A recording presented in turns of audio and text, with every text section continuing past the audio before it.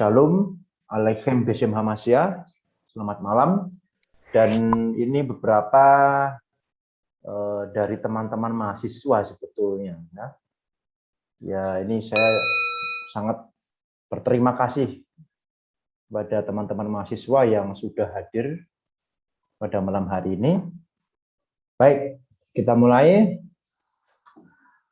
Malam hari ini kita membahas tentang tema yang begitu kontroversi di kalangan dialog teologis antara Kristen dan Islam.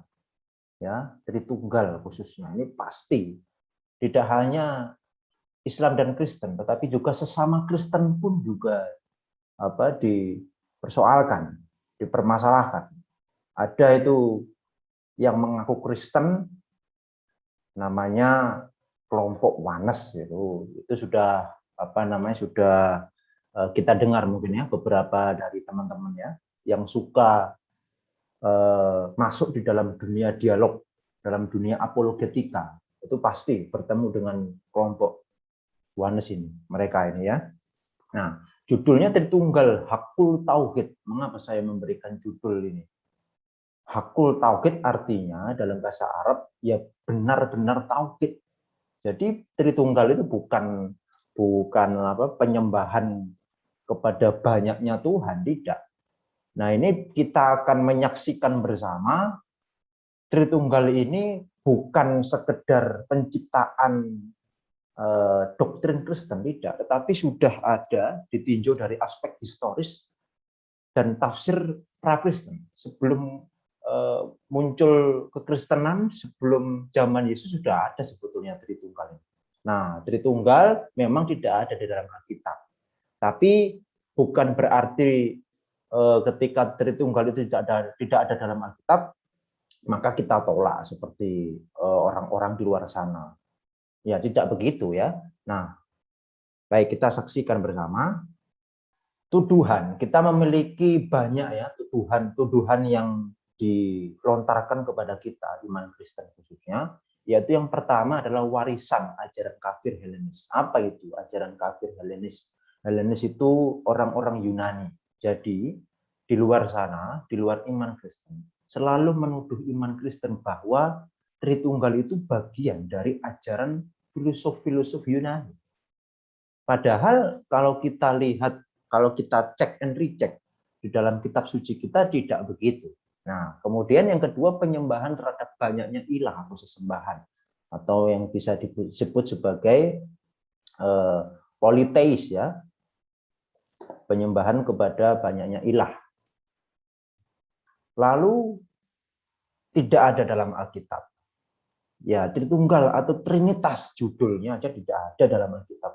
Ya sama saja, di dalam Al-Quran juga begitu. Apakah tauhid itu ada di dalam Al-Quran? Nah, tentu tidak ada. Nah, ini kan harus kita membangun dialog yang harusnya jujur ya, membangun dialog yang jujur, yang sehat, bagaimana kita saling memahami. Selanjutnya, ketika kita memahami Allah ya, karena kita berbicara Tritunggal, tentu kita berbicara tentang siapa yang kita sembah. Allah ya, Allah, tentu Allah itu Esa. Semua orang mengatakan, meyakini bahwa Allah itu Esa. Tetapi ada problematiknya. Apa sih permasalahan yang dialami oleh beberapa orang mengenai Tritunggal? Kepercayaan yang dipercayai oleh iman Kristen ini. Ya. Yang pertama, memahami Allah secara hukum fisika. Nah, ini tidak bisa kita terapkan kepada Allah yang transenden. Allah itu tidak bisa digambar. Ya, jelas bahwa dalam 1 Timotius pasal 6 ayat yang ke-16 dikatakan, dialah yang bersemayam dalam terang yang tak terhampiri. Nah, kalau di situ dikatakan dia bersemayam dalam terang tak terhampiri, tetapi juga tidak dikatakan dalam tempat terang, ya. Ya, kita bisa saksikan, saudara bisa membuka sendiri dalam 1 Timotius pasal 6 itu. Tidak dikatakan tempat terang, tapi di dalam terang yang tak terhampiri. Artinya Allah ya tidak bisa kita jangkau. Nah, fisika ini kan berbicara fisik yang kelihatan ini. Nah, Allah itu tidak bisa kita lihat. Nah, ini problematiknya. Memahami Allah secara hukum fisika itu tidak bisa. Sampai kapanpun tidak bisa. Yang kedua, problemnya adalah memahami Allah secara matematis. Katanya Allah itu satu, Pak. Allah itu satu, ya betul, Allah satu. Tidak ada yang dua, tidak ada yang tiga, bahkan 10 tidak ada. Iya betul, tetapi satunya Allah ini tidak berbicara secara matematis. Nah, satunya Allah bukan seperti satunya gelas, ini satunya batu, satunya handphone, tidak bisa. Ya, memahami Allah secara matematis itu sudah gugur. Itu salah total dan kurang tepat sekali, dan bahkan bukan kurang tepat, tapi memang tidak bisa. Salah ini ya, memahami Allah secara matematis. Kemudian historis. Kita tidak bisa melihat, mungkin beberapa orang tidak bisa melihat di dalam kitab suci kita ini bagaimana perjalanan panjang Allah itu memilih para nabi, orang-orang tertentu itu. Allah menyatakan diri kepada para nabi di dalam kitab suci kita. Nah, itu bisa dilacak di situ. Bagaimana sih secara historisnya itu? Kok Allah ini menyatakan diri apakah dua ataukah satu? Nah, tetapi kalau orang yang tidak mengerti tentang sejarah, ya, sejarah kitab suci, sejarah panjang kitab suci kita, pasti tidak akan mengerti tentang pribadi Allah itu sendiri. Selanjutnya paradigma modern. Banyak sekali di luar sana, ya. Saya tidak mengejat siapa, ya, tidak mengatakan siapa namanya, tidak. Tetapi kita pasti jumpai bahwa ada orang yang memahami kitab suci kita ini secara pola pikir modern saat ini, ya. Padahal tidak bisa. Kita ingat kitab suci kita ini ditulis ribuan tahun yang lalu, 2000 tahun yang lalu, itu khusus perjanjian baru. Perjanjian lama ditulis 4000 tahun yang lalu kurang lebih. Nah, pola pikir itu sudah jauh, saudara-saudara. Tidak hanya kita tidak berbicara kitab suci saja. Kita berbicara pola pikir beberapa tahun yang lalu, zamannya Bhinneka Tunggal Ika. Ya, ketika Mpu Tantular itu menciptakan Bhinneka Tunggal Ika, menulis Putri-putri Bhinneka Tunggal Ika, Tanhana Dharma Mangruah. Itu pola pikir, ketika kita melihat pola pikir Pancasila itu tidak bisa dilihat sekarang, tidak bisa. Itu berapa tahun yang lalu, ya. Apalagi kitab suci kita ditulis di dalam bahasa yang begitu, bahasa kuno, ya, bahasa Ibrani kuno, bahasa Aram kuno. Nah, selanjutnya ini problematiknya.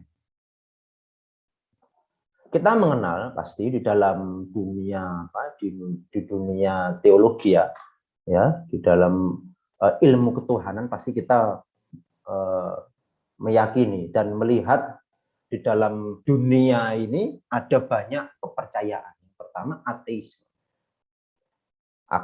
agnostikisme, skeptisisme, dualisme, politeisme. Ini ideologi ya yang salah tentang Allah itu sendiri. Ya, banyak sekali ateis tidak mempercayai tentang adanya Tuhan, adanya Allah.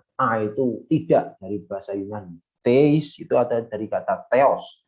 Kemudian agnostik itu dia tidak tidak percaya pun tidak apa-apa, percaya pun tidak ada masalah. Itu loh. Kemudian skeptikisme, dualisme itu memahami Allah tentang dua keberadaan. Allah jahat, Allah baik. Loh, kalau ada Allah jahat, Allah baik, tengkar, Pak. Itu ada, ya.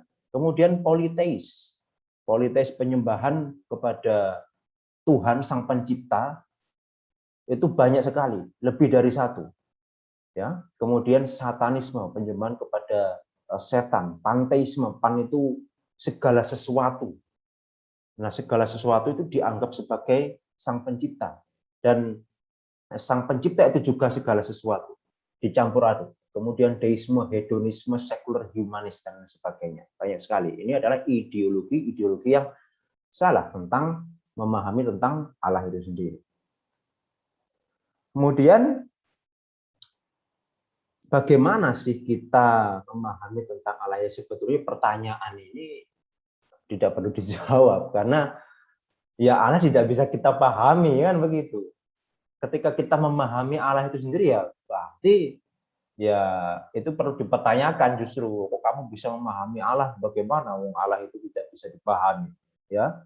Tetapi kita melakukan pendekatan ya secara apofatik teologi. Apa itu apofatik teologi? Apofatik teologi itu pendekatan secara pembukanan.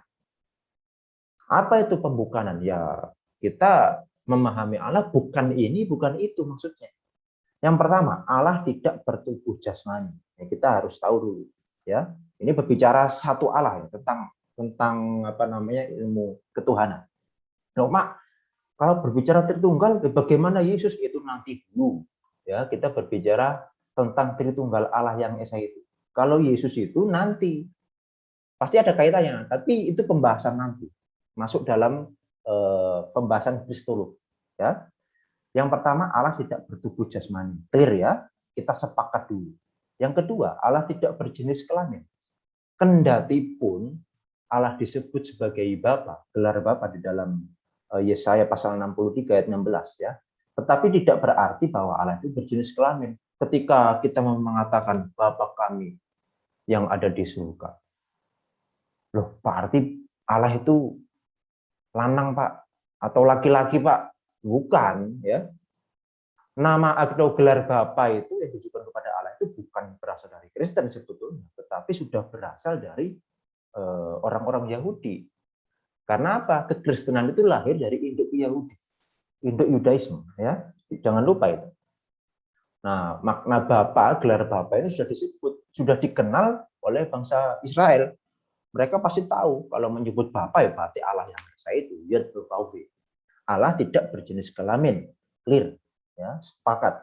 Kemudian Allah bukan manusia. Dalam Hosea pasal 11 ayat ke-9. Jelas, saudara bisa cek sendiri. Kemudian Allah bukan kuning, maksudnya berwarna. Allah itu merah, Pak, hitam, putih, tidak. Kita tidak bisa. Dan kita tidak tahu Allah itu bagaimana. Artinya Allah bukan kuning, bukan merah, bukan laki-laki, bukan perempuan, bukan banci. Kemudian Allah tidak berbentuk, tidak bisa. Ya, ini sepakat dulu ya. Allah tidak berbentuk seperti sapi, Pak, berbentuk seperti gajah. Jadi kita tidak bisa menggambarkan Allah seperti apa. Lalu Yesus, ya itu nanti dulu, ya. Kemudian Allah bukan tempat, maksudnya Allah tidak memiliki tempat. Seringkali kita agak kurang tepat dalam mengatakan sesuatu. Misalkan Allah itu besar. Lalu besarnya seperti apa? Besarnya seberapa, Pak? Bukan. Besaran itu kan makna, Pak. Makna teologis artinya, ya. Jadi kalau Allah itu, maksudnya surga itu memiliki tempat, loh, berarti tempat surganya lebih besar dari Allah dong. Waduh, kita celaka, saudara-saudara. Kalau tempat itu lebih besar daripada Allah. Tetapi surga itu bukan tempat. Makanya Allah itu bukan memiliki tempat. Kita memang membaca di dalam Perjanjian Baru. Tuhan Yesus pernah mengatakan, di rumah Bapakku ada tempat bagi kita, ya kan? Lalu kita pahamin, waduh, berarti di sana kita dapat kamar. Ada kafling-kaflingnya, ada VIP, VVIP, lalu ada kelas yang bawah lagi, tidak seperti itu. Nah, itu karena apa tadi problemnya? Memahami Allah secara paradigma modern. Nah, itu kita harus kikis dulu, itu kita buang dulu. Nah, ini pendekatan secara apofatik teologi. Kemudian di dalam Alkitab kita, ya, ada Allah itu terang. Ya, kita harus pertanyaannya begini, bagaimana sih menggambarkan Allah? Jikalau di dalam Alkitab kita dikatakan Allah itu terang. Bagaimana kita menggambarkan Allah itu terang? Terang seperti apa? Terangnya lampu osram? Bukan. Allah itu kasih. Di dalam 1 Yohanes pasal 4 ayat 8. Allahumma khadah. Allah itu kasih. Bagaimana menggambarkan kasih? Bagaimana menggambarkan terang? Kemudian Allah itu api, maksudnya api yang menghanguskan. Ibrani pasal 12 ayat 29. Bagaimana api yang menghanguskan? Apakah Allah itu api? Tidak. Itu kias kan, makna kias. Kemudian Allah bukan manusia tadi seperti yang baru kita sebutkan. Nah, bagaimana menggambarkan Allah? Jawabannya tidak bisa. Bagaimana terang kasih api yang menghanguskan bukan manusia? Allah itu roh ya, dalam Yohanes pasal 4 ayat 24 roh loh. Allah itu roh. Bagaimana wujudnya roh? Kita tidak tahu. Jadi jawabannya tidak sama sekali. Selanjutnya, di dalam dunia teologis, di dunia dialog ya, maksud saya, maaf, dialog teologis antara Kristen dan Islam, seringkali kita disalahpahami dengan ayat ini. Ya, ayat ini seringkali ditujukan kepada kita, iman Kristen. Kita ingat siapa yang menyanyikan ini. Allah itu satu, Allah tidak beranak dan tak diperanakan. La ilaha illallah. Tiada Tuhan selain Allah. Aduh, ingat siapa ini? Kalau yang kelahiran 90 80 pasti tahu ini. Ya. Roma Irama, Bang Haji Roma Irama. Kan ada lagunya. Nah, ini disetel, biasanya disetel di depan rumah orang Kristen supaya mereka sadar. Jadi yang nyetel ini orang Muslim, disetel lagunya, dipasang di depan rumah orang Kristen supaya orang Kristen ini bertobat bahwa Allah itu atau Tuhan itu hanya satu, gitu loh. Nah, dengan ayat ini seringkali kita juga minder, atau dalam bahasa modernnya, bahasa gaulnya sekarang apa? Insecure, Pak. Insecure gitu, ya. Kenapa kok insecure? Karena kita tidak memiliki pondasi yang kuat mengenai pemahaman tentang Allah itu sendiri, ya. Nah, Qul huwa Allahu ahad. Katakanlah, huwa dia, Allahu ahad. Allah itu asa, Allah itu esa. Allahus somad, lam yalid walam yulad walam yakul lahu kufuwan ahad. Dialah Allah yang Maha Esa, Allah tempat meminta segala sesuatu, dan Allah tidak beranak dan tidak pula diperanakkan. Dan tidak ada sesuatu yang setara dengan dia. Kalau saya pribadi membaca ayat ini, saya mengaminkan, saudara-saudara. Betul, saya mengaminkan bahwa betul memang Allah itu tidak diperanakkan. Siapa bilang Allah itu beranak? Orang mengatakan Allah beranak kan primitif itu, pemikiran primitif. Ya, nah ini kita harus yakin dulu, ya, hakul yakin, hakul tauhid bahwa Allah itu betul-betul Tritunggal yang kita pahami, kita yakini adalah betul-betul tauhid. Nah, jadi ayat ini kita betul-betul mengamini, ya, bahwa Allah itu esa. Kemudian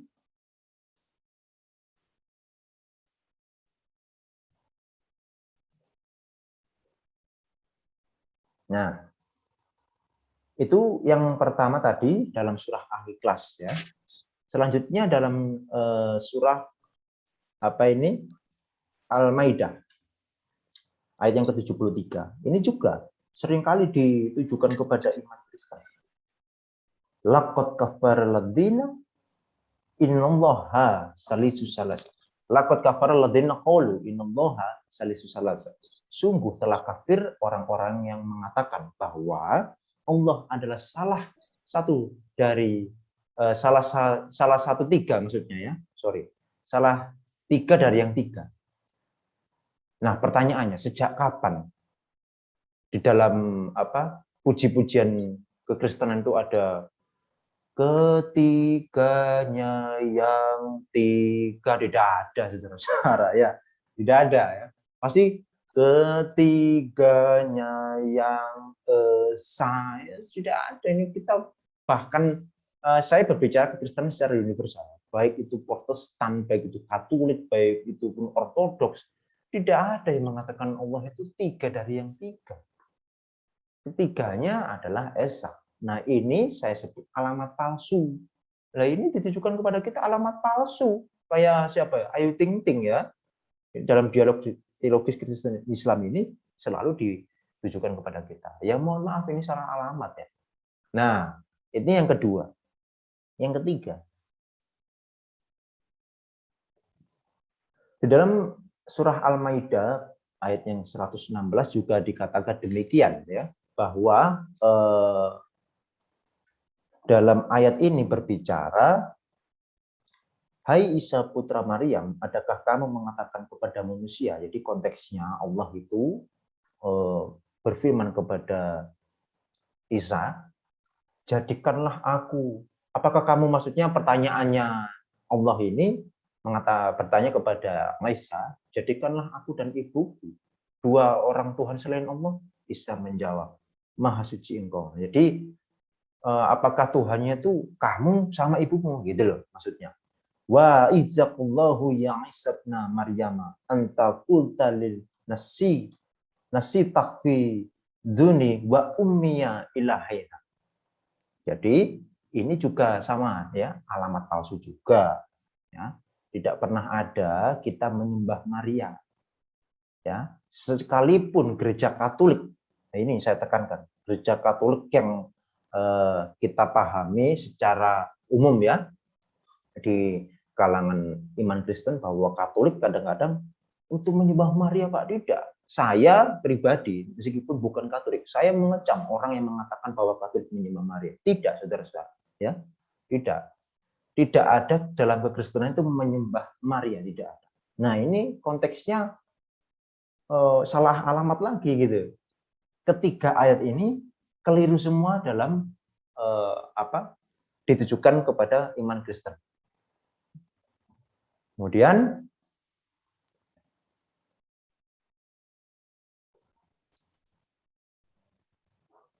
nah, iman Kristen sejati tidak pernah mempercayai paham primitif tadi ya, yang Allah beranak ya. Seperti penyembahan kepada banyak ilah atau triteisme. Dan juga Allah itu beranak pinak. Kekristenan lahir dari induk keyahudian. Nah, itu perlu kita ingat ya. Dari induk keyahudian yang sangat menjunjung tinggi keesaan Allah atau monoteis. Dalam kitab suci yang kita miliki tidak pernah mengajarkan akan adanya penyembahan kepada banyak ilah dan malah justru menekankan hanya satu-satunya Allah yang benar dan layak disembah. Ketritunggalan Allah atau Sirullahi Salus al-Aqdas yang merupakan dogma esensi gereja yang universal ya. Dasarnya berasal dari Alkitab sendiri. Maka akidah keesaan Allah ini bukan berapanya jumlah Allah. Nah, jadi keesaan Allah ya, berbicara tentang keesaan Allah ini tidak berbicara berapa jumlah Allah. Jumlahnya 3, 1 tidak. Tetapi kebagaimanaan Allah yang esa itu dijelaskan. Bagaimana Allah yang esa dijelaskan? Di mana Allah itu selalu berkarya dengan firman dan rohnya yang tidak pernah terpisah. Ya, sejak kekal sampai kekal Allah itu selalu bersama dengan firman dan roh. Itu harus kita ingat, saudara-saudara. Nah, dalam kitab suci kita, ya kita menerima apa adanya perjanjian lama. Kalau kita iman Kristen, umat Kristen mengatakan perjanjian lama. Tetapi kalau orang Yahudi itu tidak mengatakan perjanjian lama karena perjanjian baru belum datang menurut mereka. Tetapi dikatakan sebagai tanah. Tanah itu singkatan dari Torah, Nevi'im, Wikituvim. Torah itu Torat, 5 kitab Musa, Nevi'im kitab nabi-nabi, Wikituvim dan Ketuvim, tulisan-tulisan suci seperti Mazmur, Amsal, Salomo dan lain sebagainya. Nah, ini saudara bisa lihat ada 2 manuskrip yang saya cantumkan di sini. Yang atas adalah manuskrip The Dead Sea Scroll, ya, Kejadian pasal 1. Yang bawah ini adalah manuskrip Aleppo, Masoretik ya, teks Masoretik. Yang atas ini teks The Dead Sea Scroll ditulis dalam huruf Hasmonean, Ibrani Hebrew Hasmonean. Yang di bawah ini adalah Ibrani Masoretik. Nah, itu Nanti kita bahas ya di kelas lain mengenai kitab suci, teks-teks kitab suci. Nah, saya membahas bahwa Tritunggal ini sudah ada sebetulnya di dalam apa? Kitab Kejadian. Kitab Kejadian Sefer Bereshit dalam bahasa Ibrani. Nah, kita baca bersama-sama. Bereshit bara Elohim. Bereshit pada mulanya bara, dia menciptakan. Siapa yang menciptakan? Elohim. Et hasyamayim, pada langit itu, ve'et haaretz, pada dan pada bumi itu. Ve'haaretz, dan bumi itu, ve'haaretz hayatahtohu, belum berbentuk kosong ya. Hayatahtohu wapohu ve hoshek alpene tehum. Tehum itu samudra. Tehum beruah Elohim, dan roh Allah. Nah ini, awalnya siapa? Allah. Elohim. Kemudian ayat yang kedua, beruah Elohim, roh Allah. Merachefet alpine hamayim. Hamayim. Merachefet itu hovering, melayang-layang ya, seperti kalau saudara melihat satpam lagi mondar-mandir ya, seperti itu. Merachefet itu artinya. Alpine hamayim. Lalu dilanjut ayat ketiga, Vayomer, dan dia berkata, siapa yang berfirman atau berkata? Elohim. Vayomer Elohim yehiur vayehiur. Dan berfirman Allah, terang, jadilah terang, maka terang itu jadi. Nah, di sini sudah ada Allah, roh Allah, dan firman Allah. Ini kurang satu, mohon maaf. Firman Allah, jadilah terang, lalu terang itu jadi. Berfirman, ada firman Allah, ada roh Allah, dan firman Allah. Sudah jelas kan? Kita memahami Tritunggal Bapa dan Anak dan Roh Kudus, ya Allah, dan firman Allah dan roh Allah. Sudah ada di kitab Kejadian sendiri, ya toh. Nah, selanjutnya, subhanallah ini saudara-saudara. Kemudian itu mengenai keesaan Allah, mengenai satunya Allah sudah ada, Tritunggal juga ada dalam kitab Kejadian. Nah, di dalam Keluaran, kitab Keluaran atau Sefer Shemot, Elishemot, itu di dalam apa namanya Asyarat Hadifarim. Asyarat Hadifarim itu 10 perintah Allah, ya, 10 perintah Tuhan. Dikatakan di situ Anoki Adonai Eloheka Asher Husyetika Me'eretz Mitzrayim Mivet Abadin. Akulah Tuhan yang mengeluarkan, akulah Tuhan ilahmu, atau akulah Tuhan Allahmu yang mengeluarkan engkau dari tanah Mesir, dari tanah perbudakan. Kemudian Allah menuliskan dengan jarinya sendiri ke dalam loh batu itu, bertuliskan Lo Yihyeleka Elohim. Elohim Alpane. Elohek apa? Akhirim Alpane. Lo Yihye Elohim Akhirim. Jadi jangan ada padamu ilah lain di hadapan hadiratku. Jelas kan? Keesaan Allah itu sudah dikenal di dalam kitab Perjanjian Lama, kitab Tanakh sendiri yang dimiliki oleh orang Yahudi. Kita menerima betul. Kita menerima apa adanya, ya. Karena kekristenan lahir sekali lagi lahir dari induk keyahudian. Nah, sekarang Perjanjian Baru, tadi Perjanjian Lama. Ketika Tuhan Yesus sedang berdialog ya dengan orang-orang Farisi ahli Taurat, dia ditanya oleh ahli Taurat itu, Guru, manakah hukum yang terutama atau misbah harisona? Maka Tuhan Yesus mengatakan, jawab Yesus, hukum yang terutama ialah, dengarlah hai orang Israel, Tuhan ilah kita, Tuhan itu esa. Akue Israel, Kyrios Huteos Himon, Kyrios is estin. Kalau dalam bahasa Ibrani ini kan Tuhan Yesus mengutip dari apa? Dari kitab Devarim, kitab Ulangan, ayat yang pasal yang ke-6, ayat yang ke-4. Sama ini. Dengarlah wahai Israel. Kalau dalam bahasa Ibrani Shema Yisrael Adonai Elohim Adonai Echad. Nah, itu adalah syahadat orang Yahudi ketika membaca Torah. Shema Yisrael Adonai Elohim, Adonai Echad. Nah, mereka mengumandangkan 3 kali dalam sehari, saudara-saudara. Orang Yahudi itu seperti itu, menekankan keesaan Allah. Kita juga begitu ya. Nah, ini dalam perjanjian baru. Di dalam perjanjian lama tadi sudah, sekarang perjanjian baru. Jadi di dalam kitab suci kita ini tidak ada yang penyembahan kepada banyak Tuhan, banyak Allah juga tidak ada, saudara-saudara. Nah, selanjutnya, bahkan Paulus yang seringkali disalahpahami oleh